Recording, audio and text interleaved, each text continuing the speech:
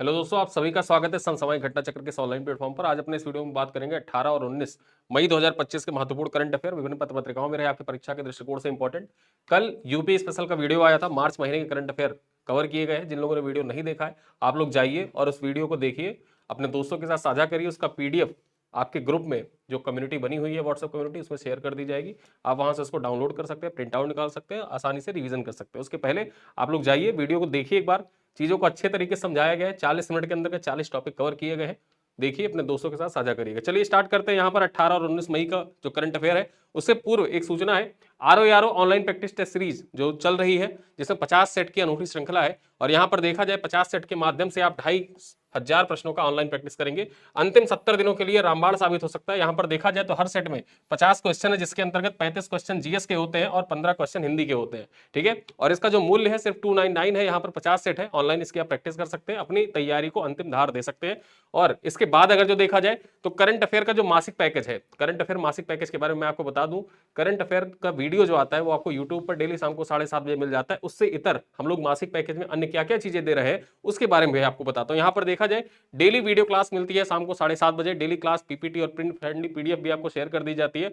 प्रतिदिन देखा जाए तो ऑनलाइन 10 एमसीक्यू का टेस्ट होता है। यहाँ पर मासिक करंट अफेयर पीडीएफ आपको प्रोवाइड की जाती है। और सबसे खास बात यह कि पूरा कंटेंट यहाँ बाइलिंगुअल है, हिंदी और इंग्लिश दोनों भाषाओं में है, तो दोनों भाषाओं के छात्र इसका फायदा उठा सकते हैं। ठीक है, और एक देखा जाए कंप्लीट टेस्ट होता है करंट अफेयर का। यहाँ पर फुल टेस्ट होता है जिसमें 100 क्वेश्चन होते हैं। साथ ही साथ जो यूपी स्पेशल और बिहार स्पेशल की कक्षाएं होती हैं, संडे टू संडे जो यूपी स्पेशल और बिहार स्पेशल के करंट अफेयर आते हैं, उनमें देखा जाए उसकी जो पीडीएफ होती है वो भी आपको इसी मासिक पैकेज में मिल जाती है। और इस मासिक पैकेज को आप ज्वाइन कैसे कर सकते हैं, इस वीडियो का जो पिन कमेंट है, पिन कमेंट चेक करिएगा। वहां पर सारे लिंक दिए हुए हैं, फरवरी से लेकर और मई 2025 तक के सारे लिंक दिए हुए हैं। आप जाइए, हर महीने का परचेज कर सकते हैं अलग अलग मासिक पैकेज, इस वजह से कि आप हर महीने इसको अपडेट कर सके। कैसे ज्वाइन करना है एक बार मैं आपको बता भी देता हूं। गूगल ओपन करिएगा और गूगल ओपन करने के बाद आपको सर्च करना है SSGCP। SSGCP का फुल फॉर्म होता है समसामयिक घटना चक्र पब्लिकेशन। ठीक है, सर्च करना इसको। और सर्च करने के बाद आपको जाना कहां पे है, वीडियो लेक्चर में जाना है। ठीक है, आप वीडियो लेक्चर का सेक्शन ओपन करेंगे और वीडियो लेक्चर का सेक्शन ओपन करने के बाद यहां पर देखिए मई महीने का, अप्रैल, मार्च, ऐसे ही सारे यहां पर लगे हुए हैं। ठीक है, मई महीने के इस पे आप क्लिक करिएगा और यहां पर आपको दिख जाएगा, ठीक, पैकेज दिख जाएगा। पैकेज आप देखिए 1 तारीख का, 1 मई 2025 का जो वीडियो है, पीडीएफ है, टेस्ट है, ये डेमो के तौर पर फ्री में लगा हुआ है। जो लोग देखना चाहते हैं कि किस प्रकार से दिया जा रहा है, क्या कंटेंट दिया जा रहा है, वो आप आसानी से जाके देख सकते हैं यहाँ से। ठीक है, और यहाँ पर एक चीज मैं आपको बताता हूँ, बाई नाउ पर क्लिक करना। बाई नाउ पर यहाँ सेल प्राइस आपको 25 रुपए दिख रहे हैं। इसके ऊपर देखिएगा यहाँ पर एक ऑप्शन होगा कॉइन का, कॉइन के ऑप्शन पर टिक कर देना। आपके वॉलेट में कॉइन होगा तो यहाँ ये मूल्य 25 रुपए से घटकर 18 रुपए 75 पैसे हो जाएंगे। और 18 रुपए 75 पैसे में ही आप ये मासिक पैकेज ज्वाइन कर सकते हैं। मासिक पैकेज ज्वाइन करने के बाद ये हेल्पलाइन नंबर ऊपर वेबसाइट पर दिया हुआ है, इसी पर आप एक बार कॉल कर दीजिएगा, आपको व्हाट्सएप कम्युनिटी में ऐड कर देंगे। वहां से आप डेली जो पीडीएफ है प्राप्त कर सकते हैं। ठीक है, चलिए स्टार्ट करते हैं अपनी करंट अफेयर की क्लास। सबसे पहले देखते हैं यहाँ पर इंटरनेशनल म्यूजियम डे के बारे में। इंटरनेशनल म्यूजियम डे 2025 चर्चा करते हैं। अंतरराष्ट्रीय संग्रहालय परिषद ने 1977 में 18 मई को अंतरराष्ट्रीय संग्रहालय दिवस के रूप में घोषित किया था। यानी कि जो घोषणा हुई थी अंतरराष्ट्रीय संग्रहालय दिवस मनाने की, ये कब हुई थी, 1977 में हुई थी। ठीक है, 1977 से हर साल जो 18 मई का दिन है, इसको अंतरराष्ट्रीय संग्रहालय दिवस के रूप में मनाया जाता है। यहां पर चर्चा कर ले, यह दिवस प्रतिवर्ष सांस्कृतिक आदान प्रदान, सांस्कृतिक समृद्धि, सहयोग और शांति को बढ़ावा देने के महत्वपूर्ण साधन के रूप में संग्रहालयों की भूमिका के बारे में जागरूकता बढ़ाने के उद्देश्य से मनाया जाता है। और थीम क्या है इस बार की, वर्ष 2025 का थीम क्या है, विश्व जो अंतरराष्ट्रीय म्यूजियम दिवस है, इंटरनेशनल म्यूजियम डे है, इसका थीम क्या है। थीम आपके परीक्षा के लिए इंपॉर्टेंट हो जाता है, आप याद रखिएगा। इसका विषय क्या है, केंद्रीय विषय क्या है, the future of museum in rapidly changing communities. ठीक है, ये थीम याद रखिएगा, आपके परीक्षा के दृष्टिकोण से बहुत महत्वपूर्ण है। The future of museum in rapidly changing communities इसका थीम है, आपके परीक्षा के लिए इंपॉर्टेंट है। चलिए आगे चर्चा करें, वर्ल्ड फैमिली डॉक्टर डे। अब यहां पर देखा जाए, हमने 18 मई की बात कर ली, 18 मई को कौन सा दिवस मनाया जाता है। उसके बाद हम 19 मई की चर्चा करते हैं, 19 मई को कौन सा दिवस मनाया जाता है, यानी आज कौन सा दिवस मनाया जा रहा है।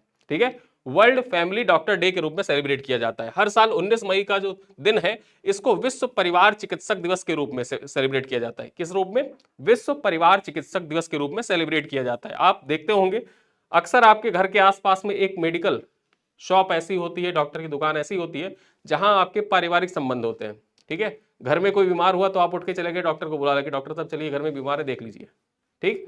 तो इन्हीं सब चीजों को सेलिब्रेट करने के लिए देखा जाए तो वर्ल्ड फैमिली डॉक्टर डे होता है, ठीक। आगे चर्चा करें, यह दिवस परिवार के डॉक्टरों की भूमिका और परिवार के स्वास्थ्य देखभाल में उनके योगदान को उजागर करने के लिए मनाया जाता है।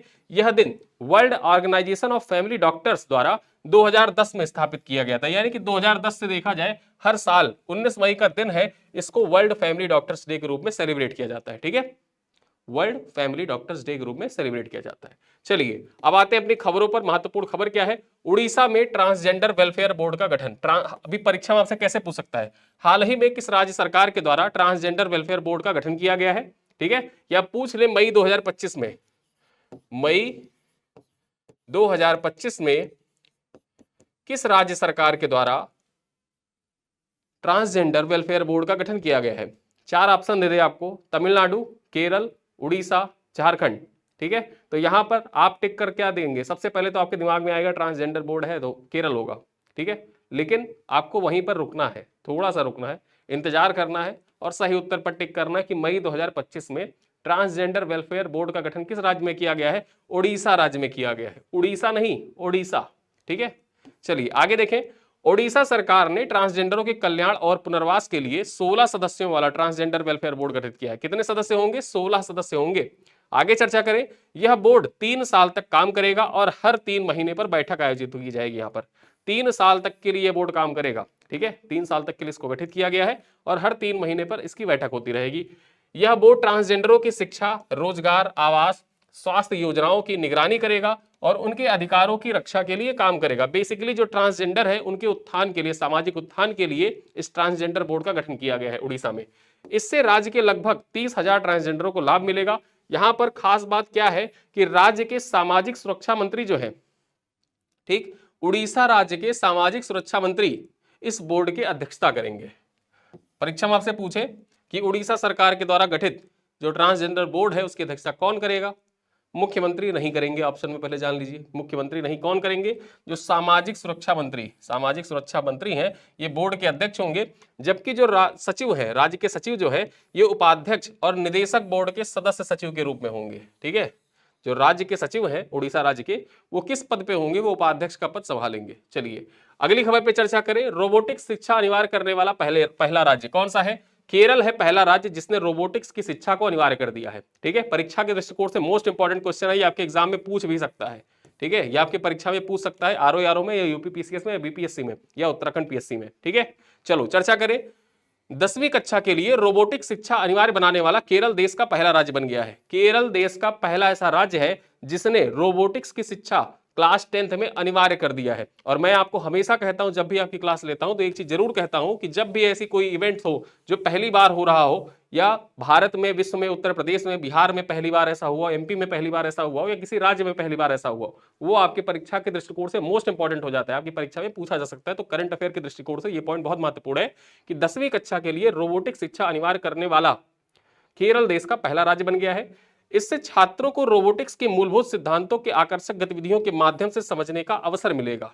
अब यहां देखा जाए, पाठ्यक्रम को प्रभावी कार्यान्वयन को सुनिश्चित करने के लिए विभिन्न विद्यालयों में 29,000 रोबोटिक किट वितरित किए जा चुके हैं। केरल राज्य सरकार के द्वारा क्या किया गया है, 29,000 जो रोबोटिक किट होते हैं वो वितरित किए जा चुके हैं, ताकि जो क्लास 10th के बच्चे हैं उनको रोबोटिक्स की शिक्षा दी जा सके। चलिए अगली खबर पर चर्चा करें, ब्रिटिश पर्वतारोही केंटन कूल, नाम याद रखना, केंटन कूल ने 19वीं बार एवरेस्ट फतह की है। 19 बार केंटन कूल फतह कर चुके हैं एवरेस्ट को। चर्चा कर लेते हैं, ब्रिटिश पर्वतारोही केंटन कूल ने 19वीं बार, ठीक है, 19वीं बार माउंट एवरेस्ट पर चढ़ाई की है। इसके साथ ही किसी गैर शेरपा की ओर से दुनिया के सबसे ऊंचे पर्वत पर सबसे अधिक चढ़ाई का अपना ही रिकॉर्ड तोड़ दिया है। किसी गैर शेरपा, ठीक है, गैर शेरपा के द्वारा देखा जाए तो दुनिया के सबसे ऊंचे पर्वत पर चढ़ने का अपना ही रिकॉर्ड, पहले भी यह रिकॉर्ड इन्हीं के नाम था, ठीक है। और देखा जाए सन 2004 से ये हर साल, सन 2004 के बाद से हर साल ये एवरेस्ट की चढ़ाई कर रहे हैं, ठीक है। यहां पर देखा जाए, पहली बार केंटन कूल ने 2004 में माउंट एवरेस्ट पर चढ़ाई की थी, तब से लगभग हर साल वो ऐसा करते आ रहे हैं। वह पेशे से क्या है, पेशे से गाइड है, ठीक है। जो ट्रैकिंग वगैरह करवाते हैं ना, पहाड़ों पे ट्रैकिंग करने जाते हैं, तो ट्रैकिंग करवाने जो जाते हैं वो गाइड के रूप में कार्य करते हैं। और ये है कैंटन कूल, ठीक है, कैंटन कूल है, ये 19 बार चढ़ाई कर चुके हैं और अपना ही पुराना रिकॉर्ड इन्होंने तोड़ दिया है। चलिए अगली खबर पर चर्चा करें, स्पोर्ट्स रिलेटेड करंट अफेयर है, इटालियन ओपन खिताब, ठीक है, इटालियन ओपन टाइटल जो है किसने जीत लिया है। यहां पर देखा जाए दैनिक जागरण की खबर है, सिनर को हराकर चैंपियन बने अल्कराज। जो कार्लोस अल्कराज हैं इन्होंने जैनिक सिनर को हराया है। और जैनिक सिनर के बारे में आप जानते ही होंगे कि इनके ऊपर मैंने बताया था कि 3 महीने का प्रतिबंध लगा दिया गया था डोपिंग के मामले में, ठीक है। और प्रतिबंध हटा तो प्रतिबंध हटने के बाद इटालियन ओपन उनका पहला खिताब था जो उन्होंने खेला, और उसमें फाइनल मुकाबले में देखा जाए तो जैनिक सिनर जो थे वो कार्लोस अल्कराज से हार गए, ठीक है।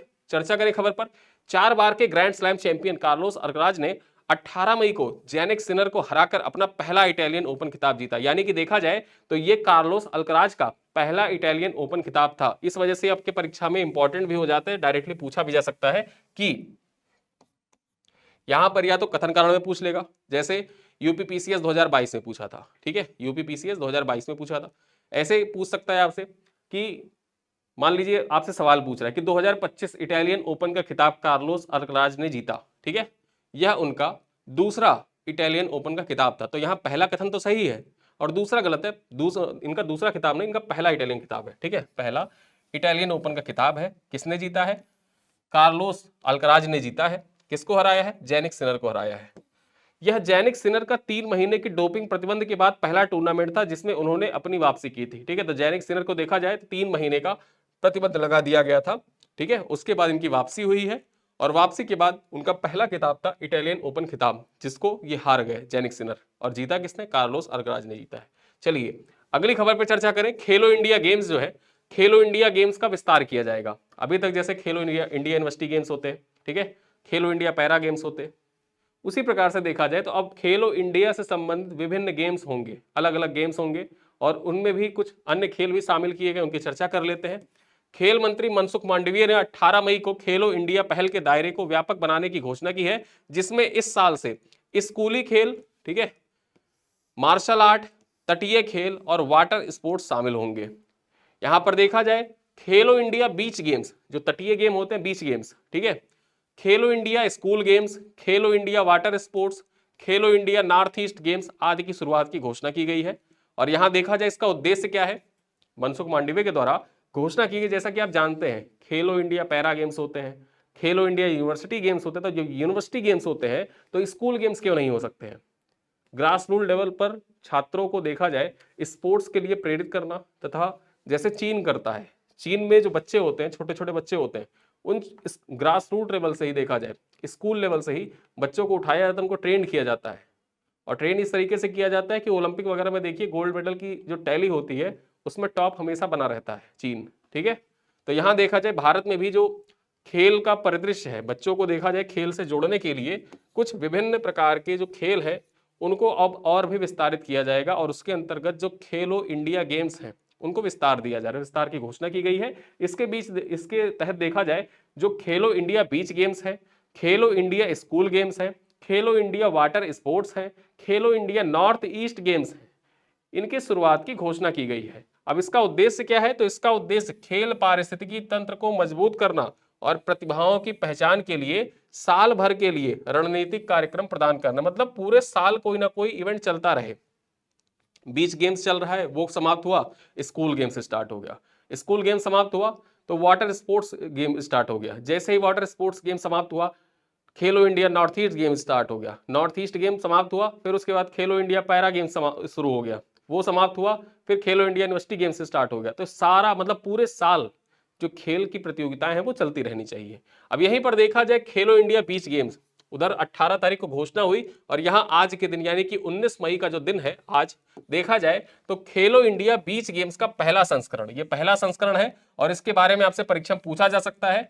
तो खेलो इंडिया बीच गेम्स का पहला संस्करण 19 मई को, जो दीव है ना, यहाँ का प्राचीन बीच है घोघला बीच, परीक्षा से पूछ सकता है कि घोघला बीच कहाँ पर अवस्थित है, ये दीव में अवस्थित है, ठीक है। और यहीं पर इसकी शुरुआत हुई है। इसमें देखा जाए जो पदक स्पर्धाएं होंगी, पदक स्पर्धाओं में बीच सॉकर, बीच वॉलीबॉल, बीच कबड्डी, बीच सेपक टाकरा और pancake slot, open water swimming इत्यादि शामिल है। यहां पर देखा जाए जो नदी का तट होता है या समंदर का तट है, ठीक, अब घोघला बीच है तो जाहिर सी बात है घोघला बीच समुद्र के तट पर ही पड़ता है।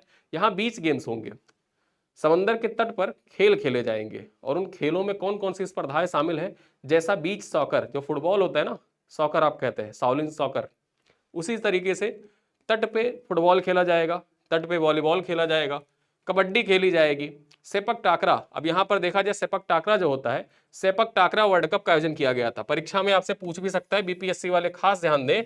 यहाँ पर सेपक टाकरा वर्ल्ड कप जो हुआ था वो कहाँ पर हुआ था, बिहार में हुआ था, ठीक है, बिहार में हुआ था। और आपके परीक्षा 71वीं बीपीएससी के लिए इंपॉर्टेंट हो जाता है। सेपक टाकरा होता क्या है, बेसिकली ये वॉलीबॉल होता है, ठीक है, लेकिन वॉलीबॉल जैसे वॉलीबॉल में आप हाथ का प्रयोग करते हैं, इसमें हाथ का प्रयोग नहीं करते हैं, इसमें किक बॉल प्रतियोगिता होती है बेसिकली, ठीक है, किक बॉल प्रतियोगिता होती है।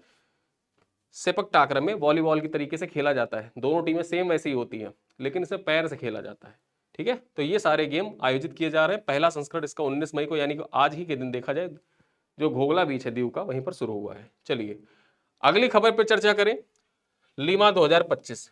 अब लीमा 2025 जो है, LIMA 2025, इसका फुल फॉर्म क्या है, Langkawi international maritime aerospace exhibition, LIMA का फुल फॉर्म है, ठीक है।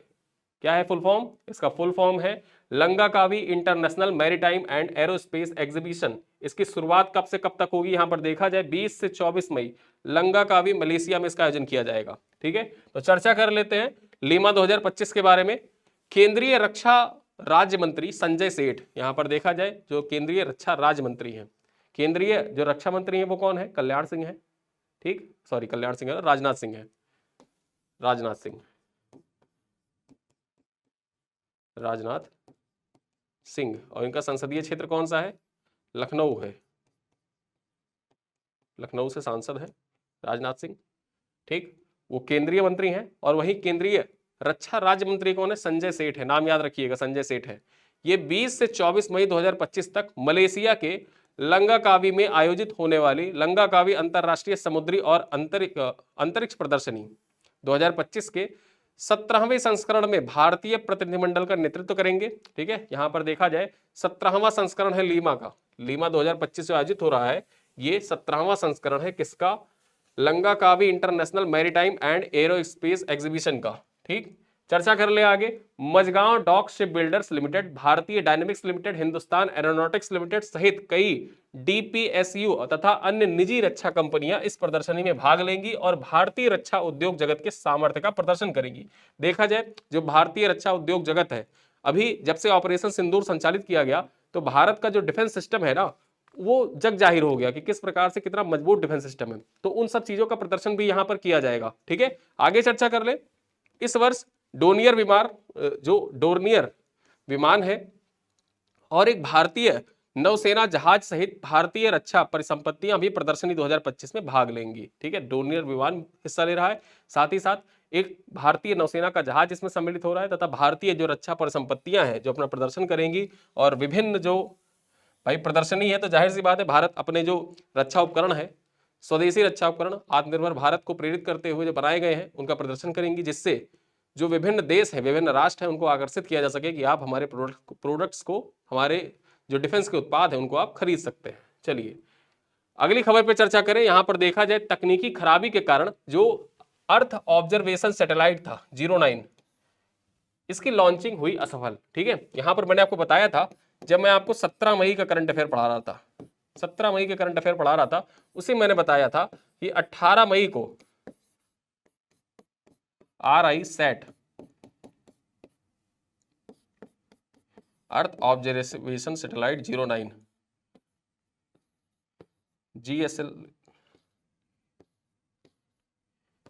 GSLV MK3 से लॉन्च किया जाना था, ठीक है।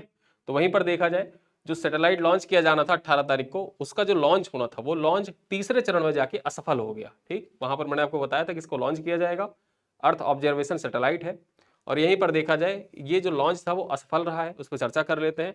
भारतीय अंतरिक्ष अनुसंधान संगठन इसरो ने 18 मई को सुबह 5:59 पर आंध्र प्रदेश के श्रीहरिकोटा से PSLV C61, यहाँ पे मैंने आपको GSLV बताया था, GSLV नहीं है, PSLV है। PSLV C61 यान से अपना निगरानी उपग्रह प्रक्षेपित किया। निगरानी उपग्रह EOS अर्थ ऑब्जर्वेशन सैटेलाइट 09 का प्रक्षेपण तीसरे चरण की तकनीकी खराबी के कारण सफल नहीं हो सका। यानी कि देखा जाए यहां पर एक खास बात यह भी है कि जो अर्थ ऑब्जर्वेशन सैटेलाइट था, ठीक, अर्थ ऑब्जर्वेशन सैटेलाइट था, ये कौन सा इस बार जा रहा था, प्रक्षेपण किया गया था, 101वां उपग्रह प्रक्षेपण था।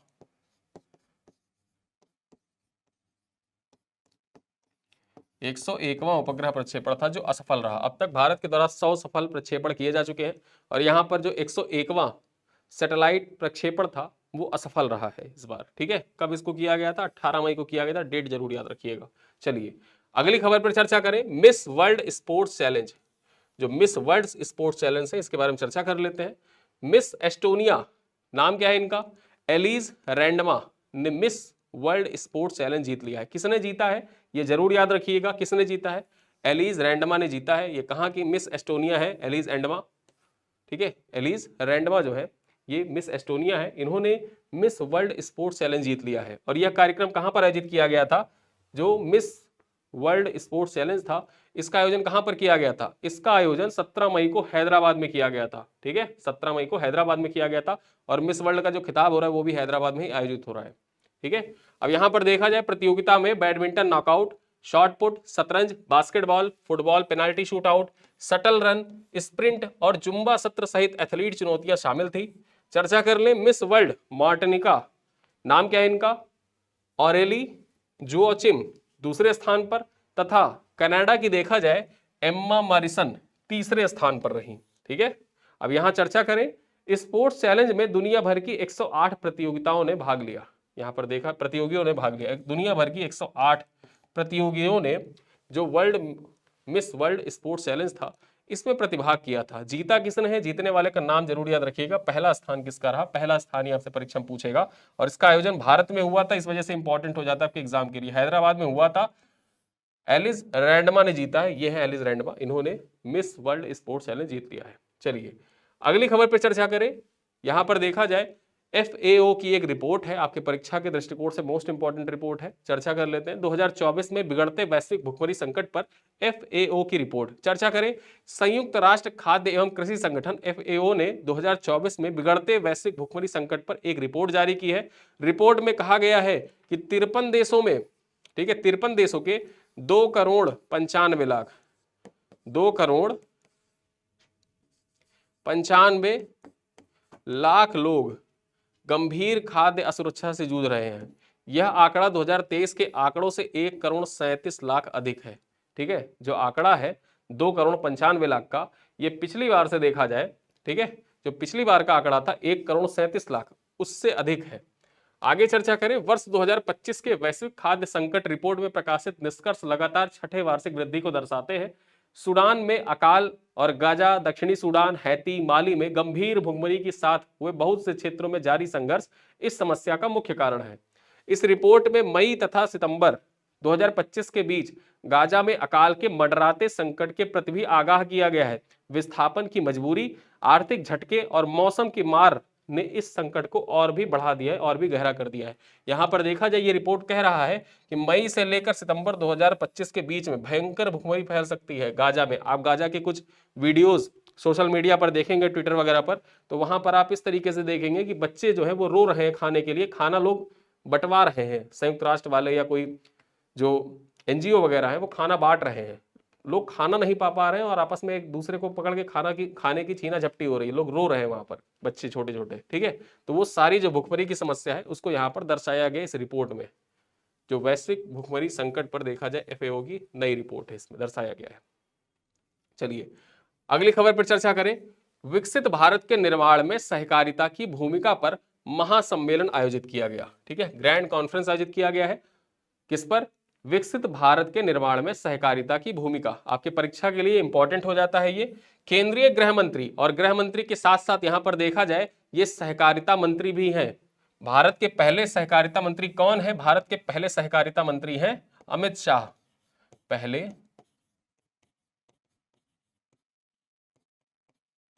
सहकारिता मंत्री, परीक्षा में आपसे पूछे पहले सहकारिता मंत्री कौन, अमित शाह पहले सहकारिता मंत्री है। ठीक है, देखा जाए, केंद्रीय गृह मंत्री एवं पहले सहकारिता मंत्री अमित शाह ने 18 मई को अहमदाबाद में गुजरात राज्य सहकारी संघ द्वारा विकसित भारत के निर्माण में सहकारिता की भूमिका पर आयोजित महासम्मेलन का उद्घाटन किया। ठीक है, कहां पर आयोजित किया गया था? अहमदाबाद में आयोजित किया गया था। अहमदाबाद कहां पड़ता है? गुजरात में पड़ता है। और यहीं पर गुजरात राज्य सहकारी संघ के द्वारा विकसित भारत के निर्माण में सहकारिता की भूमिका का आयोजन किया गया था, सम्मेलन का। अब यहां पर एक पॉइंट आपके परीक्षा के लिए इंपॉर्टेंट है और आपके जानने के लिए महत्वपूर्ण हो जाता है कि संयुक्त राष्ट्र द्वारा 2025 को अंतरराष्ट्रीय सहकारिता वर्ष के तौर पर मनाने का निर्णय लिया गया है। और यहां पर देखा जाए, जो मोटे अनाज थे, ठीक है, 2023 का जो साल था, ईयर ऑफ मिलेट घोषित किया गया था। उसी प्रकार से देखा जाए, ईयर ऑफ कॉर्पोरेटिव्स घोषित करके रखा गया है। किसको? अंतरराष्ट्रीय सहकारिता का वर्ष घोषित करके रखा गया सन 2025 को, ठीक, यूएन के द्वारा। आपकी परीक्षा के लिए मोस्ट इंपॉर्टेंट हो जाता है ये। चलिए अगली खबर पर चर्चा करें। ब्रिक्स ऊर्जा मंत्रियों की बैठक। आप जानते हैं ब्रिक्स की बैठक इस बार ब्राजील में होगी। तो वहीं देखा जाए तो उससे रिलेटेड जितने भी इवेंट्स होंगे, चाहे पर्यावरण मंत्रियों की बैठक हो, ऊर्जा मंत्रियों की बैठक हो, वित्त मंत्रियों की बैठक हो, ये सारे बैठक ब्राजील में ही होंगे। ठीक है, तो यहां पर चर्चा कर लेते हैं। केंद्रीय मंत्री मनोहर लाल खट्टर 19 मई को होने वाले ब्रिक्स ऊर्जा मंत्रियों की बैठक में भाग लेने के लिए ब्राजील की आधिकारिक यात्रा पर है। Empowering global south cooperation for inclusive and sustainable global governance विषय के अंतर्गत केंद्रीय मंत्री ब्रिक्स देशों के ऊर्जा मंत्रियों के साथ ऊर्जा सुरक्षा, पहुंच, सामर्थ्य और स्थिरता जैसे महत्वपूर्ण मुद्दों पर चर्चा करेंगे। यहां पर देखा जाए, जो ब्रिक्स मंत्रियों की बैठक हो रही है, जो ब्रिक्स मंत्रियों की बैठक हो रही है, इसका आयोजन कहां पर किया जा रहा? ब्राजील में किया जा रहा है। भारत की ओर से देखा जाए तो प्रतिनिधित्व कौन कर रहे हैं? मनोहर लाल खट्टर जी कर रहे हैं। और जो ब्रिक्स ऊर्जा मंत्रियों की बैठक हो रही है, ये किस विषय पर केंद्रित है, किस थीम पर? तो empowering global south cooperation for inclusive and sustainable global governance के थीम पर आधारित है।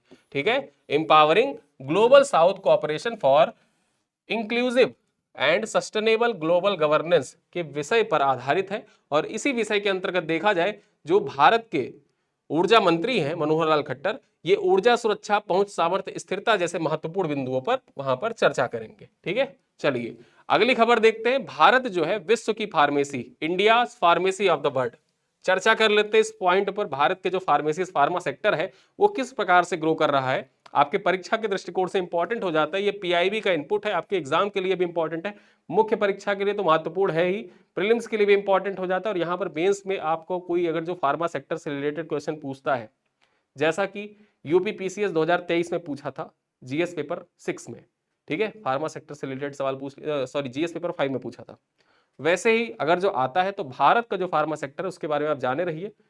उत्तर प्रदेश के फार्मा सेक्टर को आप वहीं से लिंक कर सकते हैं। यहां पर देखा जाए, भारत के फार्मा सेक्टर में अप्रैल 2025 में 7.8% की वृद्धि हुई। फार्मा सेक्टर किफायती, नवोन्मेषी और समावेशी अग्रणी वैश्विक स्वास्थ्य क्षेत्रों की परिवर्तित हो चुका है। ठीक है, जो भारत का फार्मा सेक्टर है ये किफायती, नवोन्मेषी और समावेशी अग्रणी वैश्विक स्वास्थ्य क्षेत्र में परिवर्तित हो चुका है।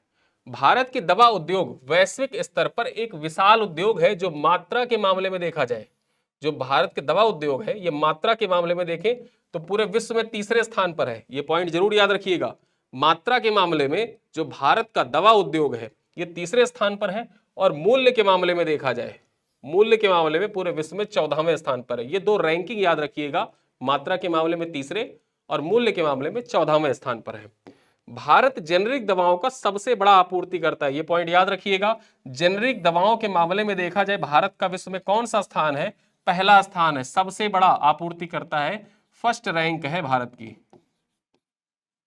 फर्स्ट रैंक है भारत की। ठीक है, चलो वैश्विक आपूर्ति में 20% आपूर्ति करता है। भारत किफायती टीकों का एक प्रमुख आपूर्तिकर्ता भी है, किफायती टीकों का प्रमुख आपूर्तिकर्ता के रूप में भी भारत को जाना जाता है। तो यहां पर हमने भारत के फार्मा सेक्टर के बारे में कुछ महत्वपूर्ण बिंदुओं को जाना जो आपके परीक्षा के दृष्टिकोण से इंपॉर्टेंट है। इसको आप प्रीलिम्स के लिए तो इंपॉर्टेंट है ही, ये 2 पॉइंट जो रैंक है, ये रैंक आपके परीक्षा के दृष्टिकोण से इंपॉर्टेंट है और साथ ही साथ इसको आप मुख्य परीक्षा में भी यूज कर सकते हो। चलो आगे देखें।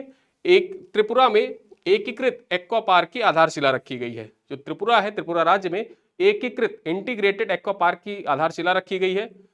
चर्चा कर लेते हैं पॉइंट पर। केंद्रीय मंत्री राजीव रंजन सिंह उर्फ लल्लन सिंह ने 18 मई को त्रिपुरा के कैलाश शहर, ये कैलाश नहीं है, ठीक है, कैलाश शहर नहीं है, कैलाश शहर इसका नाम है, ये याद रखिएगा, कैला शहर, ठीक है। कैला शहर में प्रधानमंत्री मत्स्य संपदा योजना के तहत 42.4 करोड़ रुपए की लागत से एकीकृत एक्वा पार्क की आधारशिला रखी है। परीक्षा में पूछ सकता है कि मई 2025 में जो केंद्रीय मंत्री राजीव रंजन सिंह उर्फ लल्लन सिंह के द्वारा पूर्वोत्तर के किस राज्य में एकीकृत एक्वा पार्क की आधारशिला रखी गई है, ठीक है। तो एकीकृत एक्वा पार्क की आधारशिला कहां पर, त्रिपुरा में रखी गई है। और यहीं पर देखा जाए, इसी कार्यक्रम के दौरान, जो ये कार्यक्रम था, आधारशिला रखने का कार्यक्रम था, इसी कार्यक्रम के दौरान देखा जाए तो 1 दिवसीय मछली महोत्सव की प्रदर्शनी और उद्घाटन भी शामिल था, ठीक है। यहीं पर 1 दिवसीय मछली महोत्सव का आयोजन भी किया गया। पूर्वोत्तर के किस राज्य में मछली महोत्सव का आयोजन किया गया? मई 2025 में पूर्वोत्तर के किस राज्य में मछली महोत्सव का आयोजन किया गया? त्रिपुरा में किया गया था। उद्घाटन किसके द्वारा किया गया? राजीव रंजन सिंह उर्फ लल्लन सिंह के द्वारा किया गया। चलिए अगली खबर पर चर्चा कर लें, और ये हमारा आज का अंतिम खबर है। कोडईकनाल सौर वेधशाला की 125वीं वर्षगांठ के उपलक्ष्य पर एक स्मारक डाक टिकट जारी, ठीक है। यहां पर देखा जाए, जो कोडईकनाल सौर वेधशाला है, इसकी 125वीं वर्षगांठ मनाई गई और इसी अवसर पर एक स्मारक डाक टिकट जारी किया गया है। चर्चा कर लेते हैं पॉइंट पर। डाक विभाग को कोडईकनाल सौर वेधशाला के 125वीं वर्षगांठ के उपलक्ष्य में एक स्मारक डाक टिकट जारी किया है, ठीक है। डाक विभाग ने कोडईकनाल जो वेधशाला थी, सौर वेधशाला, इसी के 125 साल पूरे होने पर, यहां पर जो साल है ना, ये जरूर याद रखिएगा, 125वीं वर्षगांठ यहां पर मनाई जा रही है, ठीक। 125वीं वर्षगांठ मनाई गई। आगे चर्चा कर ले। तमिलनाडु के पलानी हिल्स में स्थित तथा 1 अप्रैल 1899 को स्थापित कोडईकनाल सौर वेधशाला 1 सदी से भी ज्यादा समय से भारत के सौर अनुसंधान में एक अग्रणी केंद्र रहा है। भारतीय खगोल भौतिकी संस्थान द्वारा संचालित इस वेधशाला को देश के सबसे लंबे समय तक चलने वाली खगोलीय वेधशाला होने का गौरव हासिल है, और यह सूर्य के बारे में दुनिया के सबसे व्यापक और निरंतर दैनिक रिकॉर्ड में से एक को दर्ज करती है, ठीक है। तो आपके परीक्षा के दृष्टिकोण से जो कोडईकनाल सौर वेधशाला है, यह महत्वपूर्ण हो जाता है। इसकी स्थापना कब हुई थी? स्थापना जरूर याद रखिएगा, 1 अप्रैल 1899 में। अब ऐसे सवाल आपसे परीक्षा में पूछे जाते हैं, करंट अफेयर नहीं पूछता है इसका। करंट अफेयर ये नहीं पूछेगा कि डाक टिकट जारी किया गया, सीधे सीधे इसका स्टैटिक पोर्शन पूछ लेगा। स्टैटिक कैसे पूछेगा? कि कोडईकनाल सौर वेधशाला अवस्थित है कहां पर, किस राज्य में अवस्थित है, ठीक है। तो जो कोडईकनाल सौर वेधशाला है किस राज्य में अवस्थित है? 4 ऑप्शन दे देगा, केरल, कर्नाटक, तमिलनाडु या आंध्र प्रदेश, ठीक है। तमिलनाडु में अवस्थित है। तमिलनाडु में किस हिल्स पर अवस्थित है? तो पलानी हिल्स, जो पलानी हिल्स पड़ता है, पलानी हिल्स में ही अवस्थित है। इसकी स्थापना कब हुई थी? 1 अप्रैल 1899 को हुई थी। तो यहां पर देखा जाए, जो 18 और 19 मई के महत्वपूर्ण करंट अफेयर है, उन पे हमने चर्चा की। कुछ प्रश्न है यहाँ पर आपके लिए, उन प्रश्नों का उत्तर आप कमेंट बॉक्स में दीजिएगा। पहला प्रश्न क्या है? उड़ीसा सरकार द्वारा गठित ट्रांसजेंडर वेलफेयर बोर्ड की अध्यक्षता कौन करेगा? मुख्यमंत्री, राज्य के सामाजिक सुरक्षा मंत्री, महिला एवं बाल विकास मंत्री या राज्यपाल? 4 ऑप्शन है, 4 में से कौन सा सही है? कमेंट में बताइए। क्वेश्चन नंबर 2 है, किस राज्य ने 10वीं कक्षा के लिए रोबोटिक शिक्षा को अनिवार्य बनाया है? ये आपके परीक्षा के लिए मोस्ट इंपॉर्टेंट क्वेश्चन है, हो सकता है डायरेक्टली आपसे परीक्षा में पूछा जा सके। ऐसे जो इनोवेटिव क्वेश्चन होते हैं वो आपसे परीक्षा में पूछ सकता है। तमिलनाडु, महाराष्ट्र, केरल या कर्नाटक? क्वेश्चन नंबर 3 है, ब्रिटिश पर्वतारोही कैंटन कूल ने 2025 तक कितनी बार माउंट एवरेस्ट की चढ़ाई की? 2025 तक देखा जाए 17 बार, 19 बार, 21 बार या 15 बार? क्वेश्चन नंबर 4 है, इटालियन ओपन 2025 का पुरुष एकल खिताब किसने जीता है? नोवाक जोकोविच, Rafael Nadal, Carlos Alcaraz, Daniel Medvedev? Question number 5 है, वर्ष 2025 के लिए इंटरनेशनल म्यूजियम डे का थीम क्या है? Culture, museum for piece, museum and education, museum for sustainable future, the future of museum in rapidly changing communities? Question number 6 है, लंकाकावी अंतरराष्ट्रीय समुद्री और अंतरिक्ष प्रदर्शनी, जिसको आप लेमा 2025 कहते रहे हैं, ठीक है, इसमें भारत का प्रतिनिधित्व कौन कर रहे हैं? भारत का प्रतिनिधित्व कौन कर रहे हैं? रक्षा मंत्री कर रहे हैं, प्रधानमंत्री कर रहे हैं, केंद्रीय रक्षा राज्य मंत्री संजय सेठ कर रहे हैं या विदेश सचिव कर रहे हैं? क्वेश्चन नंबर 7 है, मिस वर्ल्ड स्पोर्ट्स चैलेंज 2025 किसने जीता है? मिस फ्रांस ने जीता है, एलिस रैंडमा ने जीता है जो मिस एस्टोनिया है, ऑरेली जोचिम ने जीता है या एम्मा मैरिसन ने जीता है? ठीक है, तो यहां पर आप बताइए, 4 ऑप्शन है, 4 ऑप्शन में कौन सा सही है? क्वेश्चन नंबर 8 है, एफएओ की रिपोर्ट के अनुसार 2024 में वैश्विक स्तर पर कितने लोग गंभीर खाद्य असुरक्षा से जूझ रहे हैं? 2024 में कितने लोग गंभीर खाद्य असुरक्षा से जूझ रहे हैं? यहां पर देखा जाए, ऑप्शन ए कह रहा है 1.95 करोड़ लोग, 2.95 करोड़ लोग, 3.95 करोड़ लोग, या डी कह रहा है 4.95 करोड़ लोग जूझ रहे हैं। ठीक है, यहां पर आपको बताना है कमेंट बॉक्स में कि कौन सा ऑप्शन सही है। 9वां क्वेश्चन है, विकसित भारत के निर्माण में सहकारिता की भूमिका पर महासम्मेलन का आयोजन किस राज्य में हुआ? परीक्षा में आपसे पूछ सकता है ये, महाराष्ट्र, दिल्ली, गुजरात या उत्तर प्रदेश। ठीक है, कमेंट में बताइए। और अंतिम प्रश्न है, कोडईकनाल सौर वेधशाला की स्थापना कब हुई थी? 1995 में, 1895 में, 1899 में, 1901 में या 1905 में। ठीक, तो यहां पर देखा जाए 10 सवाल है, इन 10 सवालों का उत्तर आप कमेंट बॉक्स में दीजिएगा। वीडियो कैसा लगा बताया करिए आप लोग, आपके कमेंट का, फीडबैक का इंतजार रहता है। ठीक है, और देखा जाए तो मार्च महीने का जो करंट अफेयर था उत्तर प्रदेश का, उसको कवर कर दिया गया है। इस संडे को बिहार का मार्च महीने का करंट अफेयर आएगा, और हम लोग प्रयास करेंगे कि जून महीने से देखा जाए तो पिछले 6 महीने के जो करंट अफेयर है उनका रिवीजन सेशन स्टार्ट होगा। ठीक है, प्रयास यही रहेगा कि 1 जून के बाद से धीरे धीरे करके हर दूसरे तीसरे दिन एक एक वीडियो आते रहेंगे, जिनमें हम लोग सम्मेलन कवर करेंगे, एक में फिर बुक्स कवर करेंगे, फिर अवार्ड कवर करेंगे, युद्धाभ्यास कवर करेंगे। ऐसे ही वीडियोस आपके बीच में हर दूसरे तीसरे दिन पर 2-2 3-3 दिन के अंतराल पर आते रहेंगे, जिससे आपका डेली करंट अफेयर का वीडियो भी स्किप नहीं होगा और रिवीजन भी होता चलेगा आपका। ठीक है, तो हम कोई भी चीज़ छोड़ेंगे नहीं, आपका रिवीजन भी होता रहेगा। और इसी के साथ इस वीडियो को मैं यहीं पर समाप्त करता हूँ। मिलते हैं अगली क्लास में, तब तक के लिए धन्यवाद। वीडियो पसंद आए तो अपने दोस्तों के साथ साझा जरूर किया करिए, और पसंद आया करे तो लाइक भी किया करिए। ठीक है, जय हिंद, जय भारत।